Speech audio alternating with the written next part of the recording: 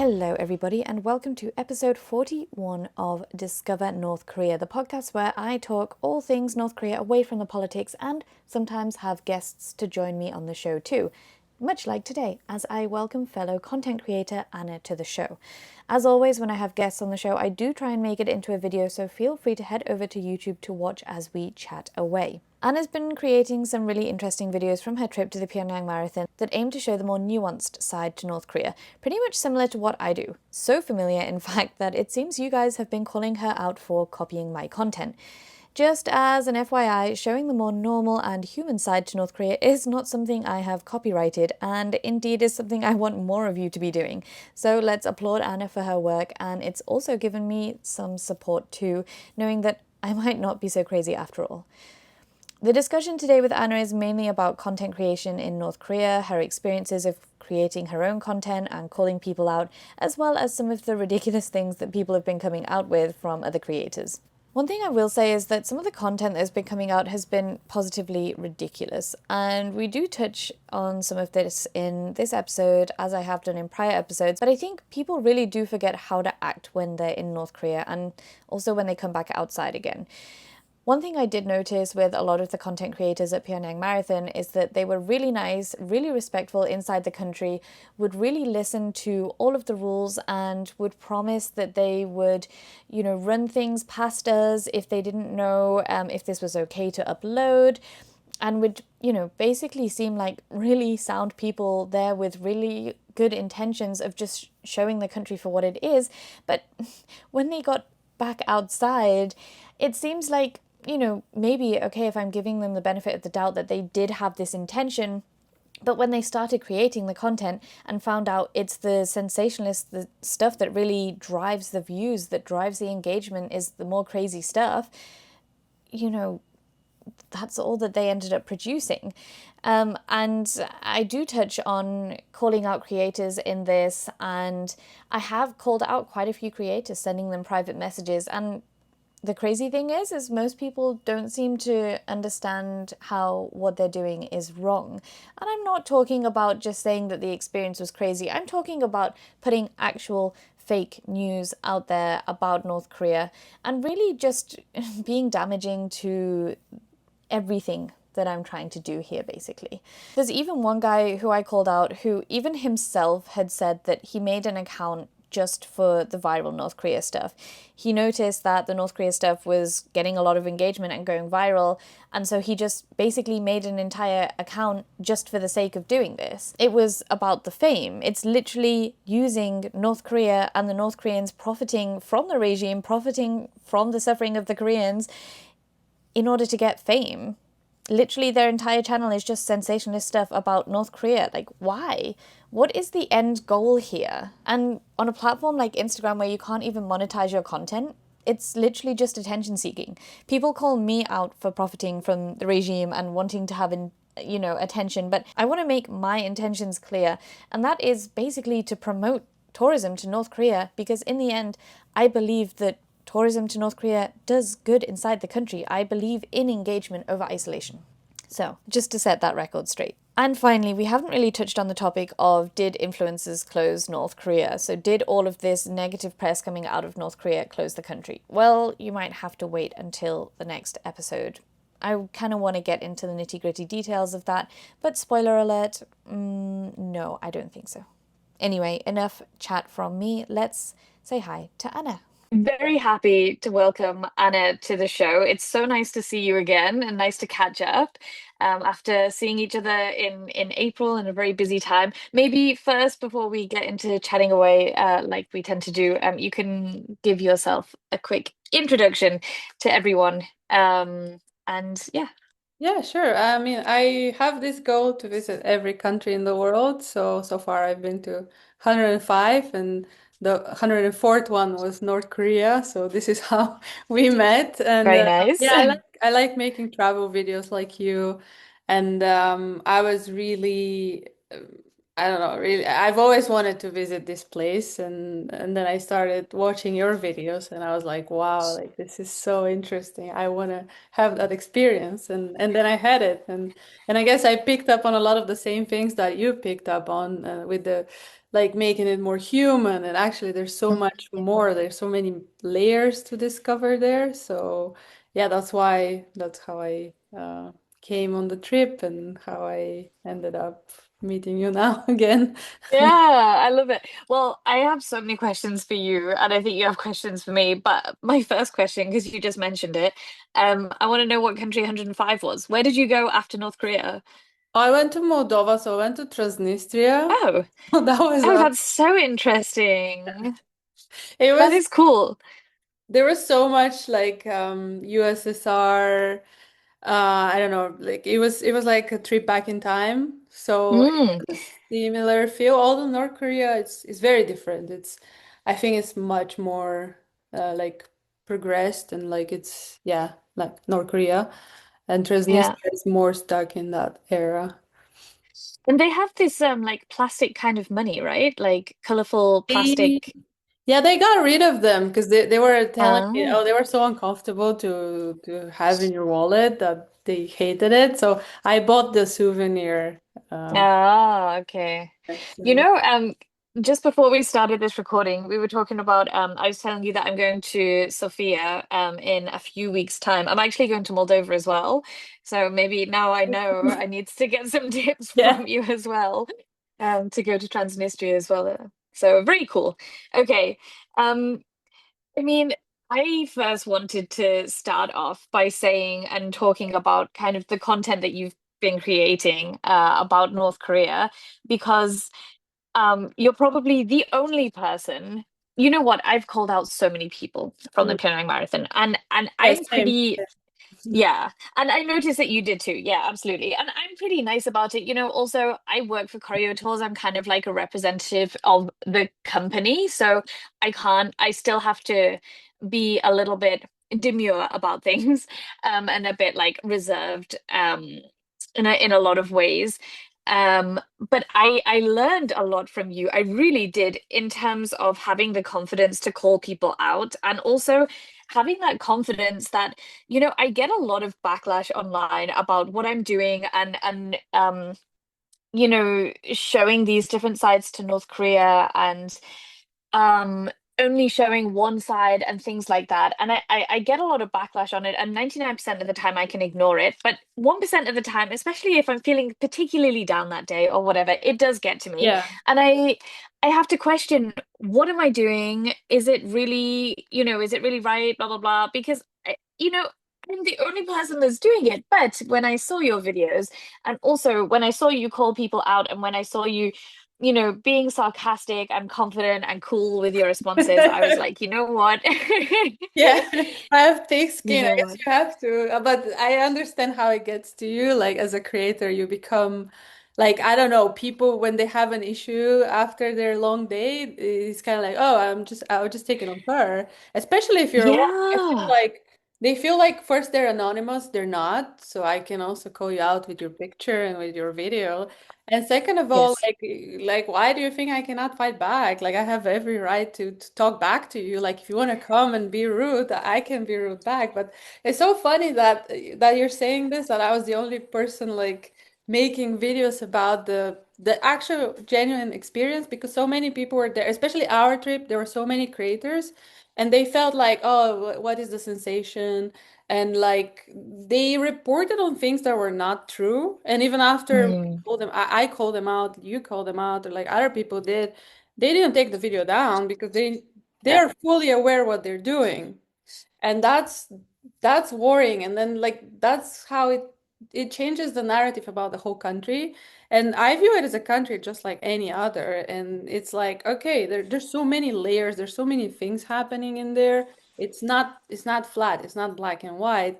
And it's funny because there was one person who accused me of copying you, and then she was like, "Oh, she's ripping off Zoe's content. Like, look at this woman. Really? Like, That's so I need to funny. expose you." I'm like, and she's like, and she's reporting on the same things, and she's so showing the same things. I'm like, you are you aware that we were on the same trip, right? Like, and actually Zoe shared that she likes my videos. So like, what? And I want more people to make the content that I do because then I don't feel so weird about it anymore. And really, it's I question myself like, am I crazy really? But at the end of the day, I think the experiences. I mean, I want to ask you actually, maybe you can describe your experience because a lot of people put it in this really sensationalist way online, and not just sensationalist, but a lot of people will literally directly lie. And then you have the sensationalist stuff, and then you have my content, which I admit 100% is biased towards the positive or neutral side because I want to keep going back. And I want to, for me, my platform is not there for that. My platform is there it's a travel account that promotes travel to North Korea. Of Yeah, course, I'm not exactly. gonna um talk about the bad stuff. I watched this incredible, oh my gosh, it was such a good quote from this I think it was BBC Travel or CNN little snippet just on YouTube before, like a news article on YouTube just before we started this call, and I just want to share it because it made me laugh so much. It was about the North Koreans going into, sorry, the Russians going into North Korea to the new Kalma resort, and they interviewed this Russian, and they asked her how it was, blah blah blah, and then they also went to this North Korean restaurant in Moscow, and and when they went into the North Korean restaurant in Moscow, the reporter was given a brochure about the Kalma resort, like come visit here, and the report literally said, oh, inside you can see, inside this brochure you can see seaside, you can see deck chairs, but you can't see the poverty and you can't see any famine around. And it's like, It's a why would resort. anyone put that in a tourist brochure? Like it went, like, I'm not saying it as eloquently as it was put, but it was just a ridiculous sentence to say. Like, why would they put that? Why would any Yeah. country in the world put that kind of stuff in a tourism brochure? And Anyway, you my know, point is, those are yeah. those are the same people that will go to Maldives and say, "Oh, it's paradise," but you went to a resort, like you never saw. I went to local Maldives. I hated it, by the way, but that's another topic. But it's like not a fancy resort. It's full of trash. It's like so the place has so many problems, but it's and then they think, yeah, no one is talking about the Maldives. Why aren't you showing the trash? Like I will start trolling under other people's content. Like, why aren't you showing the trash? Yeah, Maybe the people really. don't want to hear that. So it's It's so yeah, it's funny. truth and like yeah. Yeah. But I want to know from you, like, and maybe our audience kind of want to know, what did you find about your trip from this kind of unique unbiased perspective that you're giving us? Because unlike me, you don't need to keep going back to the DPRK, although I'm sure that you want to. Yeah. So you can be, a little bit more, you can say whatever you want to say. You don't necessarily have to say that, but like, that's not what I'm saying. I'm saying in terms of someone who is completely unbiased. How was your trip? It was, I mean, you know what? I had way more fun than I felt comfortable having. So that's how I would put it. I liked it so much that it was every little thing that was normal for us in other places, like going to, I don't know, going to the metro or going to bo going bowling, going to Mm. a restaurant, going to a coffee shop. Yeah, everything was like, wow, this is so interesting. And I watched the entire group actually regardless of what people put out online, like they were having fun. They were like actually like they were in awe of everything. So I had so much fun, and for me it was like a little bit nostalgic. It felt a little bit like back in those school days when you were on a school trip. And yeah, I would definitely come back. And the reason why I keep it neutral to positive is because this story is not shown, and like many people ask me like, oh, why aren't you Mm. criticizing it? So first of all, if you want to be a guest in a country, you have to leave the politics and your religion at the door. That's like true for Mm. every single country in the world. So why would I bring politics to travel content. I'm not a journalist. I'm not I used to be a politician, by the way. That's like another story. But why would I bring Know politics? that. That's an interesting story. Okay.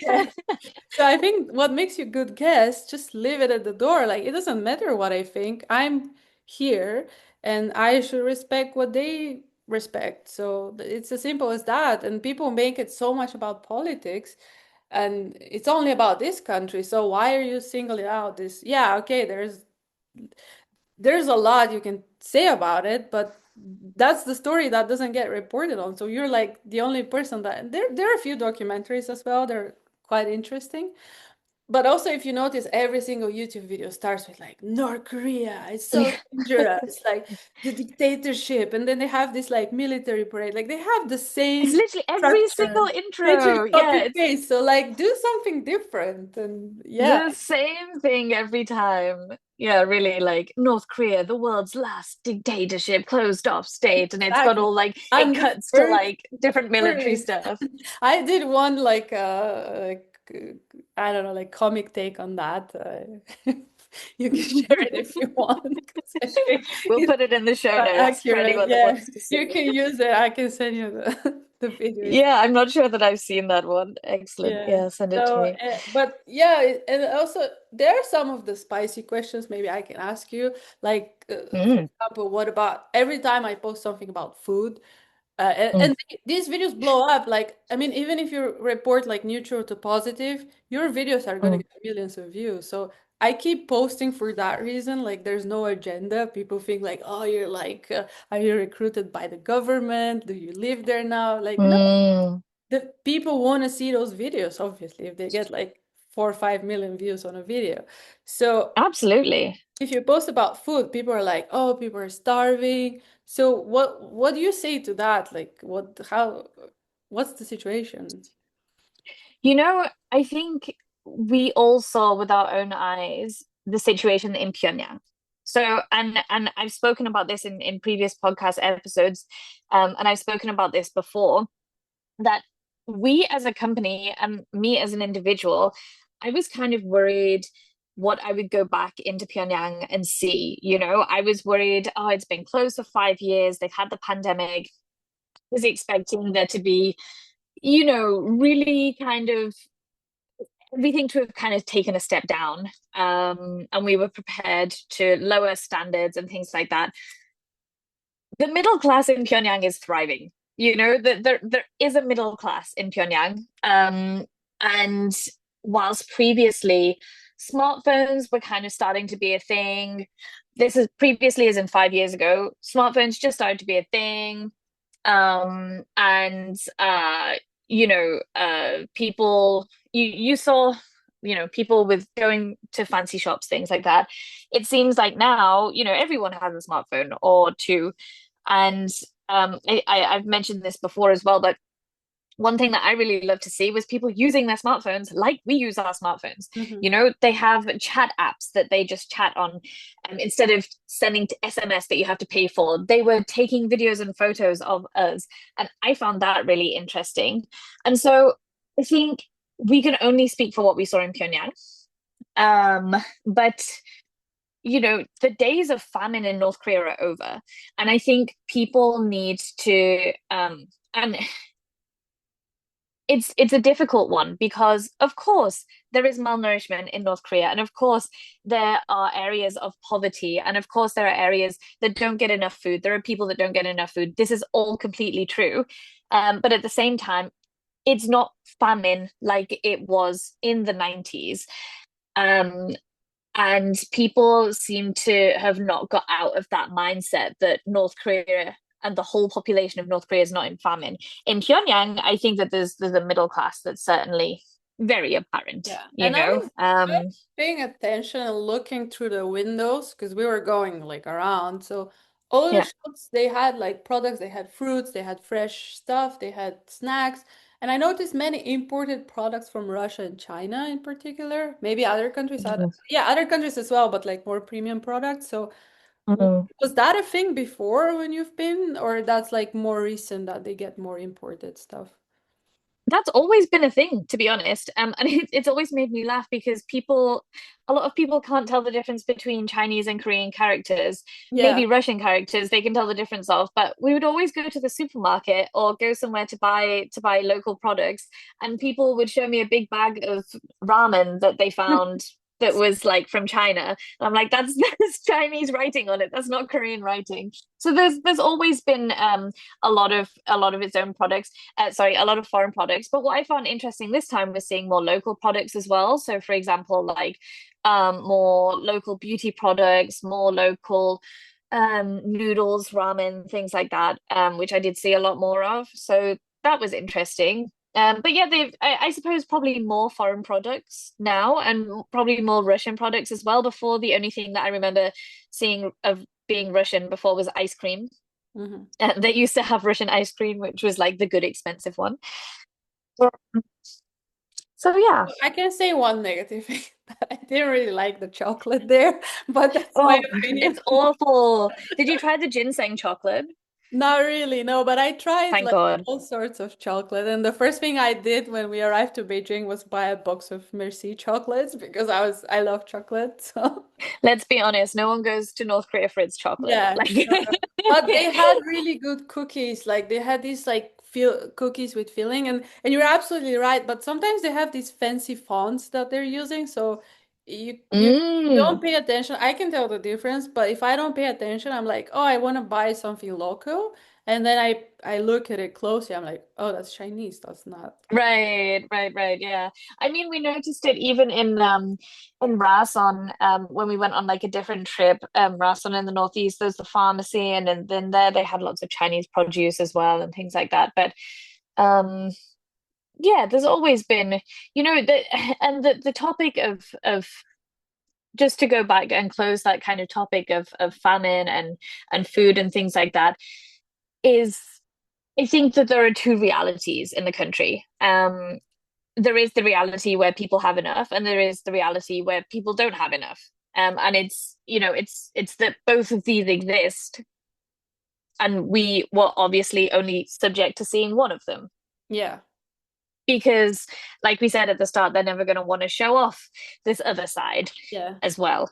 But why Um, would they? Like we were on a somewhat like luxury trip. Like we had, yeah, yeah, we had the hotels, these like venues that were for like weddings or I don't know, yes, company events. So yeah, it was a luxury trip. They were showing us the best. But then I mean, any other place you would think you would call that hospitality, but in North Korea they right. call it propaganda trip or like, and Yes, exactly. I think the problem lies when people are not critical thinkers, and it does happen. And it happens on my Instagram too, where people think that that's North Korea, And for us, it kind of goes without saying, okay, this is hospitality, this is luxury, this is one side. However, some people can be subject to this propaganda and do think, okay, North Korea is amazing, North Korea is this paradise, which it's simply not.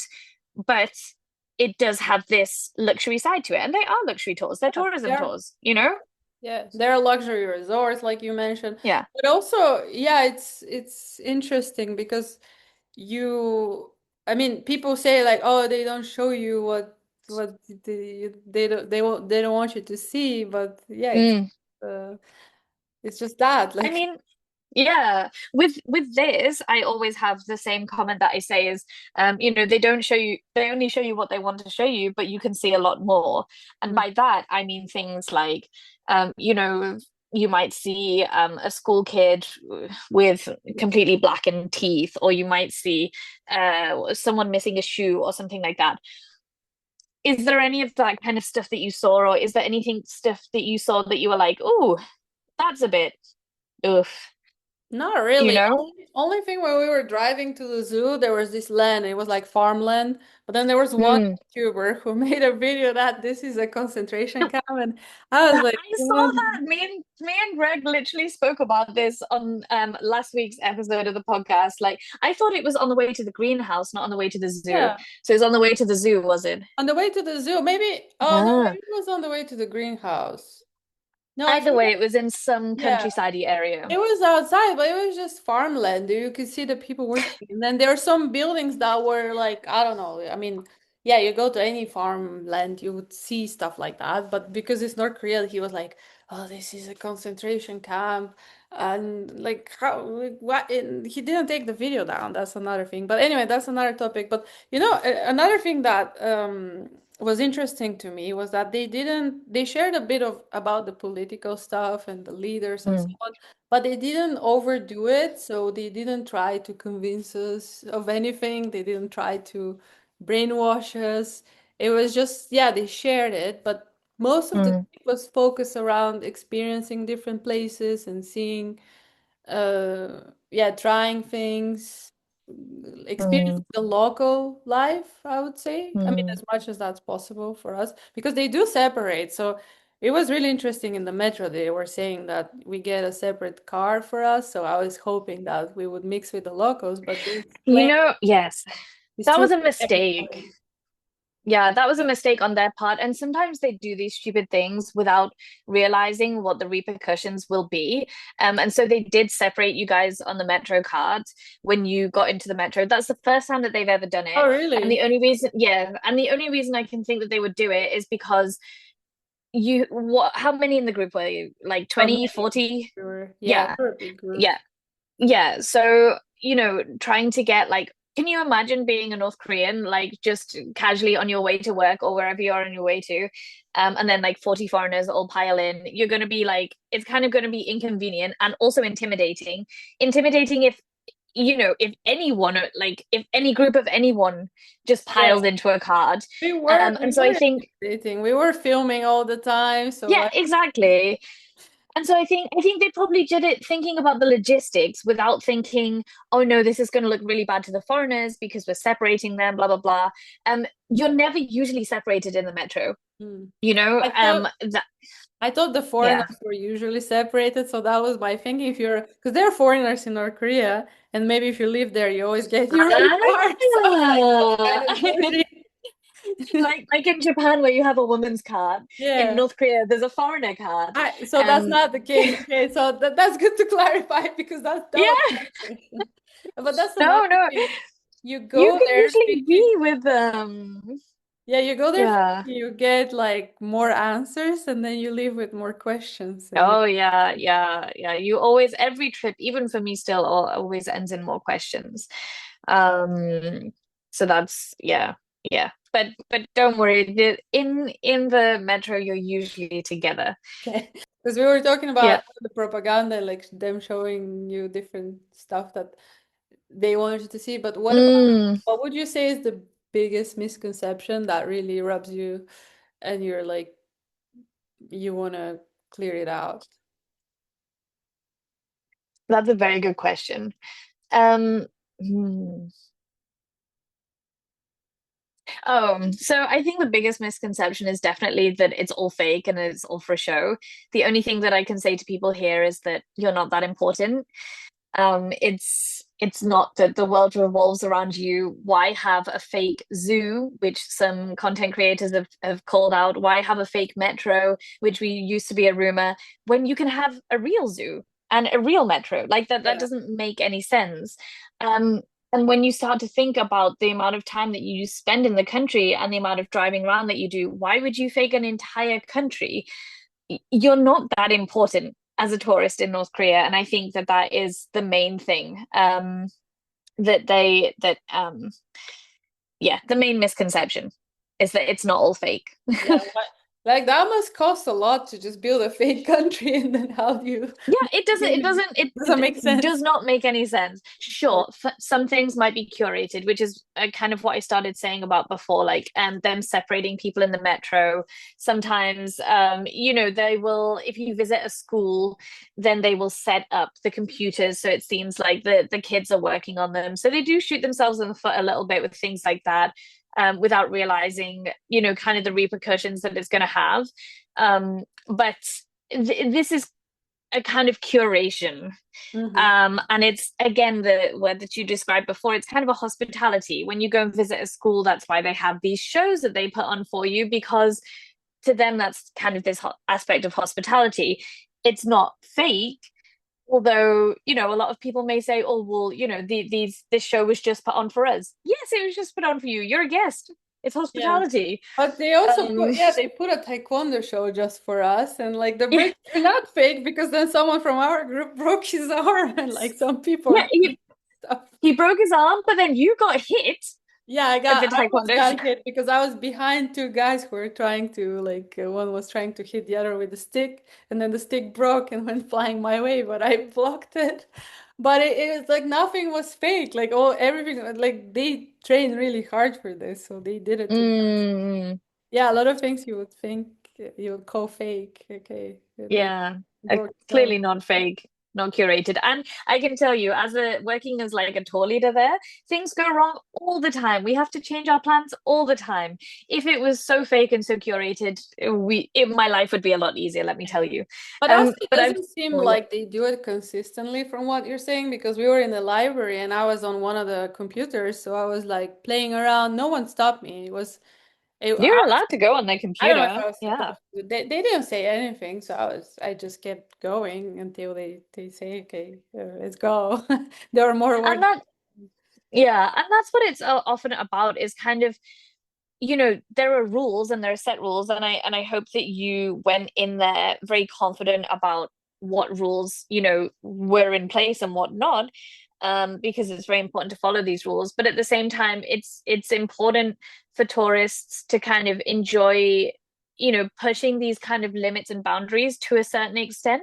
Obviously, I wouldn't recommend breaking any rules or extremely pushing boundaries, but things like, oh, can I go on this computer and can I look up stuff?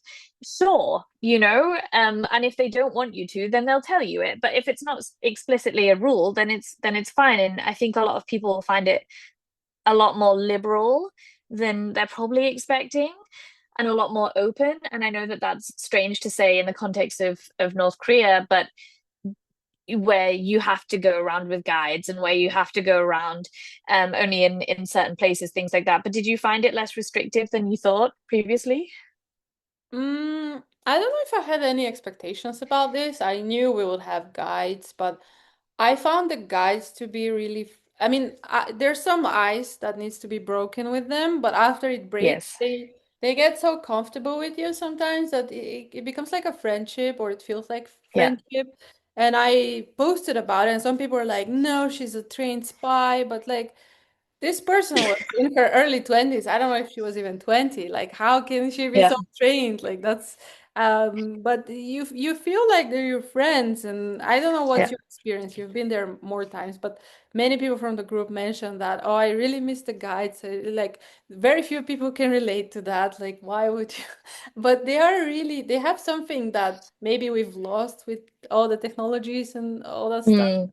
They connect in a more genuine way, and when you experience that connection, you're like, wow, I really want to reconnect with that person. So what is your experience with the guides and friendships in the Definitely. I mean, for me, and this is the topic that I wanted to talk to you about before, by the way, because I noticed that you have posted like quite a few things about the guides and that you've been close with them and things like that. I think you can get very close with the guides. There is that initial layer that you kind of have to break through because they're a naturally very mistrusting society. They can't even trust their close friends and family. This is, one of the reasons why the country still remains as it is because there is a distinct lack of trust between even the closest of people. Um, and so they're never going to trust you 100%. However, as someone who visits there frequently, I definitely have built up friendships. And I think what you felt when you were there, kind of getting close to the guides, it's natural that when you spend so much time with somebody over a few days, then you're going to get close because you are with the guides pretty much 24/7, all of your waking hours.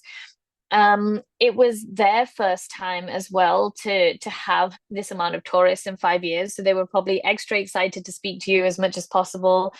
Um, and you'll probably remain. It was probably a bit of more of a special tour this time because I feel like when the guides have like a lot of turnover of the tourists. For example, if they have a new group every single week, which they usually do in peak tourism season, then they probably get a bit sick of meeting tourists, new tourists every week. And it's definitely a kind of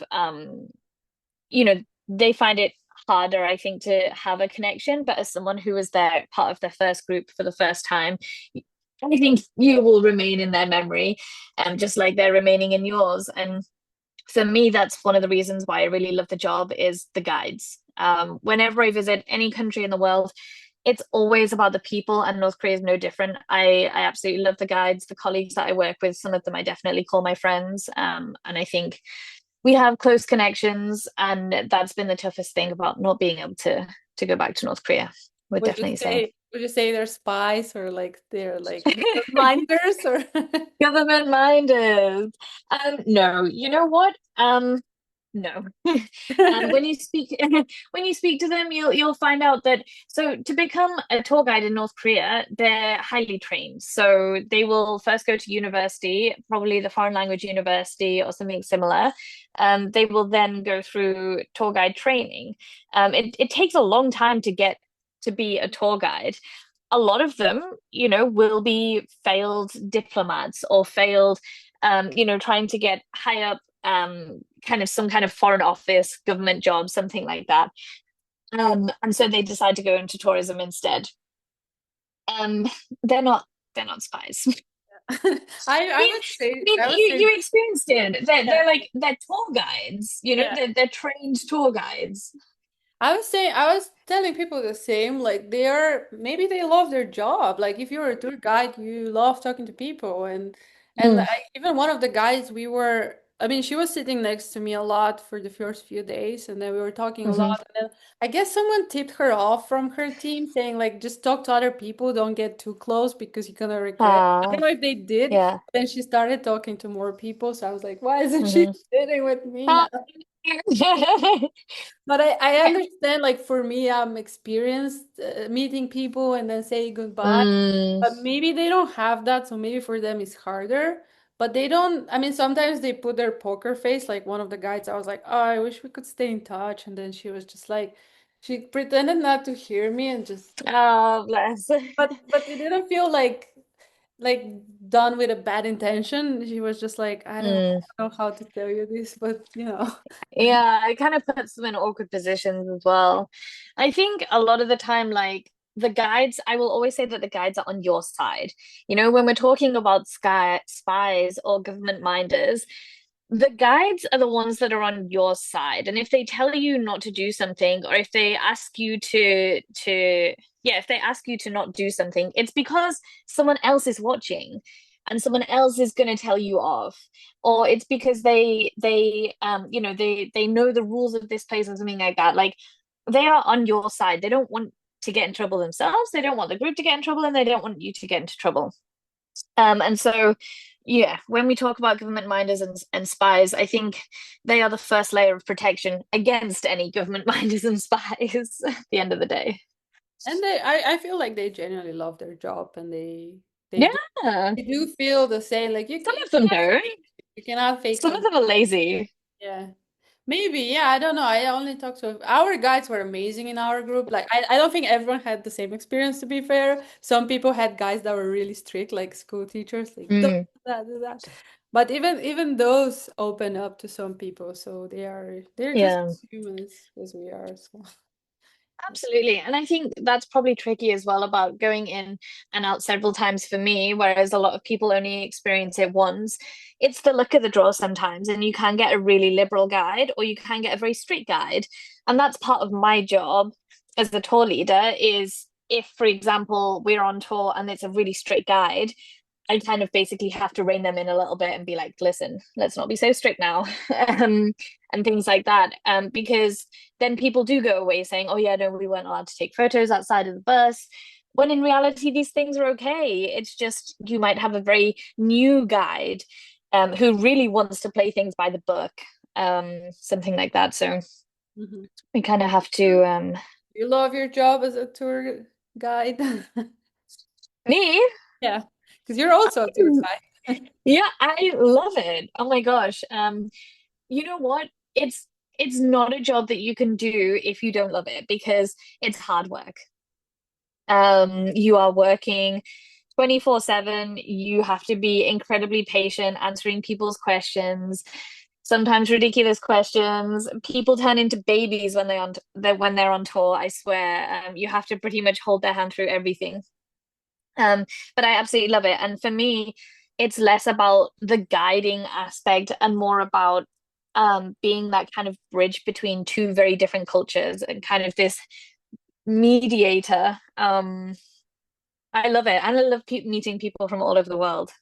That's one of my favorite things is meeting everyone. So yeah. So okay, I'm interested in talking about your social media content just because I mean I've really loved it, but I'm interested to hear about what have been some very popular videos of yours, and why do you think that they've been popular, and does that coincide with what you think is your favorite videos? Like, have you started producing content on what you think the audience wants to see, or are you just continuously, posting content on what you like to see?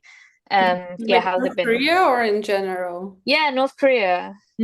I think whatever I post about North Korea like blows up. So yeah, some videos get 10, 20,000, and some get like I got one that is like over 4 million. I Wow, don't think nice. there's like a way to predict it, and it's not always my favorite video because, for example, I put so much effort into the marathon video. I cut like many different videos, and that performed. I mean, initially it performed really badly, but then I had another video which is just like recording something, like recording the cars, for example. And Mm. oh, there are no cars in North Korea. Check this out. And then people are like super pissed off that I'm showing cars for some reason. Like, uh, but I think just showing, I mean, sometimes it's just like recording and showing it as it is. And yeah, I might edit the colors a bit, like adding some like headline, but it's just I think the raw videos are more like get more Yeah, traction. If yeah. they're over edited, they also get traction. Sometimes they would get, but I think yeah, people like to see the documentary style, the content that is like more, yeah, low production. But it's, I mean, I had one about flying with Korea Air, and that Mm. thought like I was narrating this, so I think I don't know if there's a formula to predict it, but if it's slightly controversial, like sometimes I'm also guilty of that because I would add a title that I know is gonna Hmm. provoke people to comment. So like commenting is one thing that yeah, with North Korea, Yeah, you need to they get the feel like engagement. they want to comment. So if I add like a slightly controversial element, it always like blows up. Hmm. And Okay, so you would say you do that kind of deliberately as well. but I would say do what you, I mean, you still have to be genuine. Like, yeah, sometimes you can tweak some things, you can tweak the headline, you can Mm. make it a little bit more provocative. Provocative? No, provoking. But Hmm. it's Yeah, like yeah, you provocative. you have to be genuine, like don't put stuff that is fake. Like some people, and I understand why they would do it, like straight up lying about stuff. That Mm. I don't think that's correct, and that's like that's why influencers have a bad reputation. But so make Yeah. sure it's genuine. Make sure you're posting something that it's not like against what you believe in, and then Mhm. let the people judge that video. Yeah, definitely. That's been the most frustrating thing for me is to try and battle against, we kind of said at the start, calling people out, battling against, because, I feel like I spend my years basically trying to expand this narrative, trying to show this truthful side of North Korea. And then you have other people being like, oh yeah, here's a concentration camp. Oh yeah, I was force-fed dog meat. Oh yeah, we were surveillance 24/7. And it's just like, that's just not true. But I've seen that you have been like calling, like, how have you found the experience with getting comments? What have been some of the biggest backlash that you've got? And also, I noticed that at one point you went through down a complete rabbit hole calling someone out, going to their business listing, was it?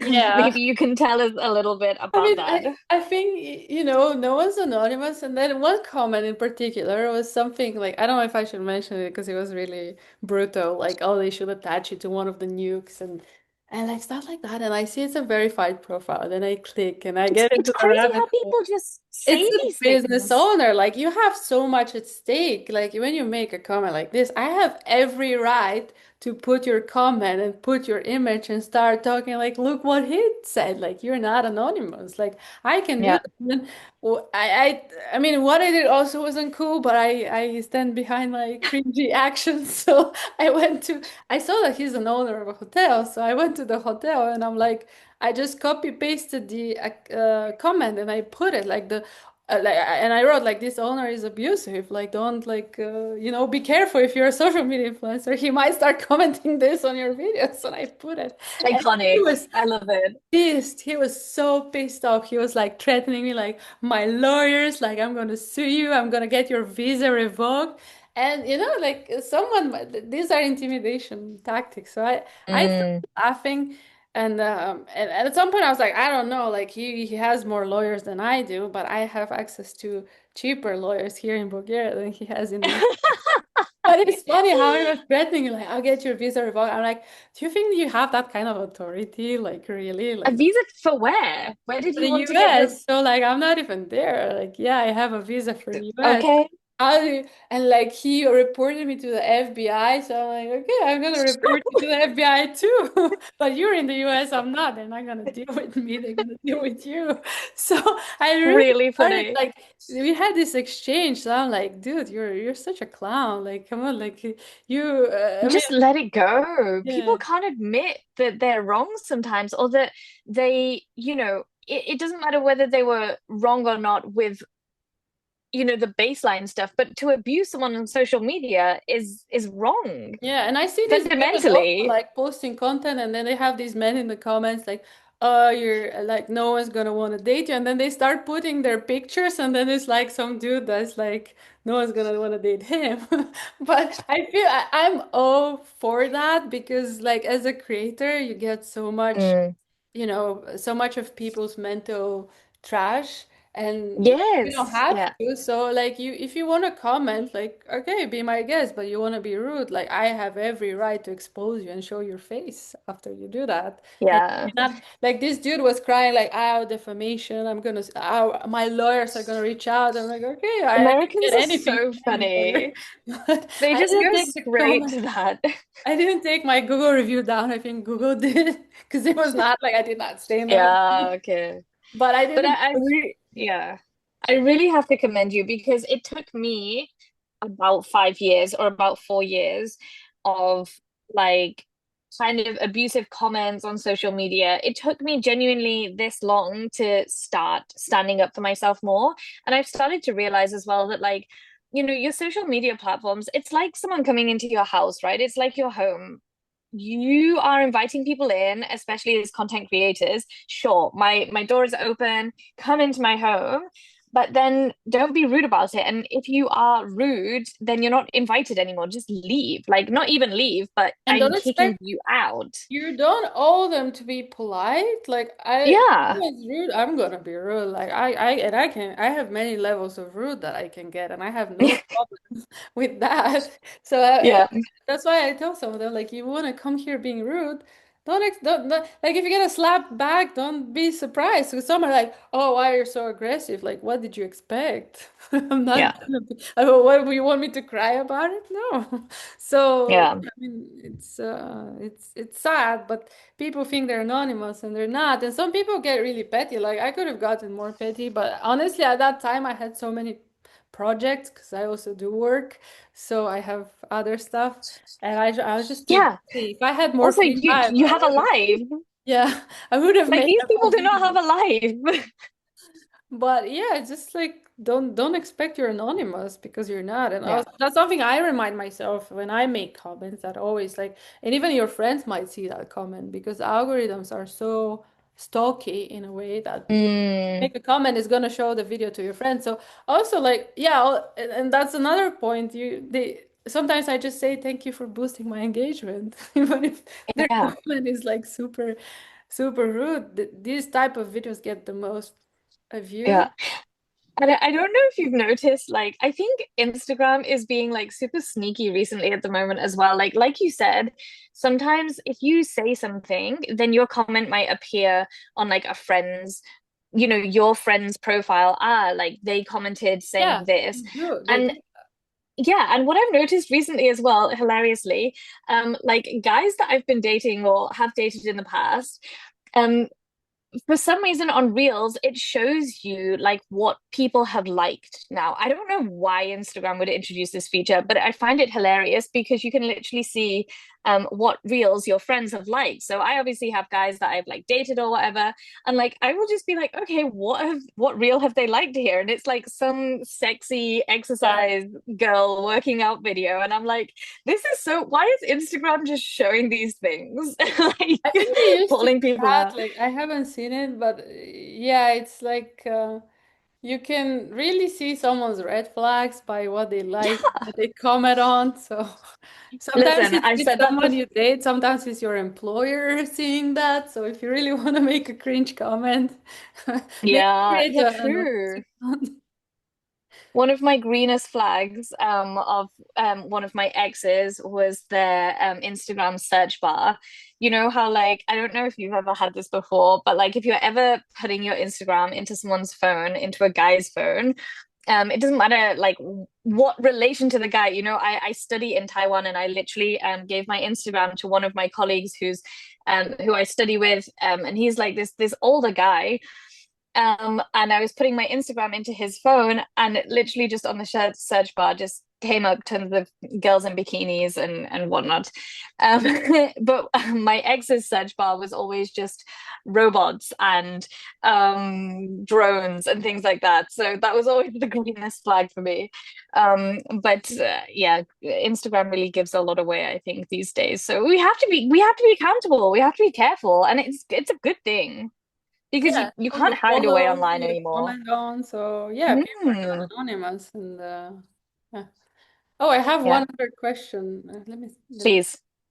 Yeah, because another thing people say is like you went to Pyongyang, like go to the countryside, expecting that maybe the countryside is so horrible and Pyongyang is like just like one of like city that is just super different. So you've been to the countryside like I don't know more than 30 times or how many times. So what is your Oh my experience with the countryside?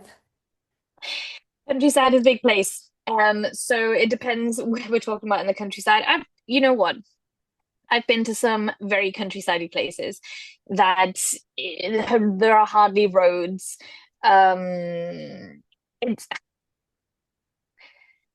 I've been to, how can I put this best? Without being offensive, not to North Korea, but to other countries. I've been to poorer countries than North Korea. Even in North Korea's countryside that I've been to, obviously it's not the worst places in North Korea, again, because these trips are curated and they even the countryside places. They're not going to show you the worst of the worst. However, at the same time, I have had some pretty interesting trips where they were not planned. Where, for example, I had to drive all the way from Sinuiju to Pyongyang because we missed the train, and we did go through Oh, some you've driven pretty, there? You drove? yeah, we Really? drove Oh, from wait, Sinuiju you to drove the Pyongyang. car in North Korea. That's so I cool. did not drive. I No, did not drive. No, no, no. But they drove, and it was yeah, it was very dodgy. Because this is not a normal tourist route. We literally just had to do it because we missed the train. Um, and you see a lot of things like people just standing at the side of the roads, roads that pretty much aren't roads anymore, flooding, oxes pulling carts, things like that. But at the same time, I've been to a lot of countries in the world that are probably a little bit worse off than that. And so yeah, it's tricky. The countryside is very different to Pyongyang, I have to say. But at the same time, it's not as if it's, you know, black and white difference. It's yeah. not a different reality. It's still the same country. And you still have different levels of people in the countryside as well. You still have poorer and richer people. Just like in any country, you will have different kinds of people. And so I think that's important to note as well. But it's definitely not like you step out of Pyongyang and suddenly it's a different world completely. Oh my gosh, I was completely lied to about Pyongyang. Pyongyang is very different, just like London is very different to Hull Yeah, in the that's a UK. So, good you know, it is very different, but it's not a different country. Mhm. And you know, yeah. Yeah, and you can go to a ski resort, you can go to the seaside. So there's like many different places. It's a whole country. Again, that brings back to the topic that it's not a movie set, it's a country. So it has many different. Yeah, absolutely. Yeah, and you're right. Like the countryside is, it can be anything from the seaside to um yeah, to a ski resort and to hiking areas and things like this. It's hard to say what's the countryside like in North Korea because it's not just Pyongyang and the countryside. I It's can it's a take you country of to the countryside places in Bulgaria where it's like abandoned villages. So it's, and I can take you right. to really nice resort towns like the one that I'm at. Yeah, But yeah, nice. Yeah, I I've honestly I've been to a couple of places that I've driven around mainly in the northeast area. Um, I've driven around and been like, okay, like these are some poor places. Mhm. Um, and these are some pretty rough housing. Um, you can definitely tell, okay, we're definitely not in Pyongyang at this point, and this is definitely not the North Korea that they want to show you. But, you know, they also do let you see it. No secret that they're keeping in the countryside that people haven't seen. That's my point. Yeah. All right. So we have spoken already for so long now, and we could honestly just keep chatting away forever. But I know that you have stuff to do and get off. So maybe we can have you back on the podcast at some point. We honestly barely scratched the surface, and it's been really great talking to you. And I have constantly enjoyed your videos. So please, before you go, give the audience a bit of information on where they can find you, where they can find all your videos, things like that, and anything else that you want to say to everyone. Yeah, sure. So they can find me on Instagram is my name, Anna Pelova. And on TikTok is visit every country as one word. And I just posted my one of my first YouTube videos. I've done it before, but I'm not on YouTube. But I posted one about the snacks and the souvenirs I bought. I spent like $300 on that. So you can check it out. Nice. It's still like if you search my name, it's gonna come up. Super. All right. I will also put the link in the show notes so you can just click into that and follow Anna. So thank you everybody for joining the podcast this time. Hope you enjoyed and see you next time. Thank you. Bye.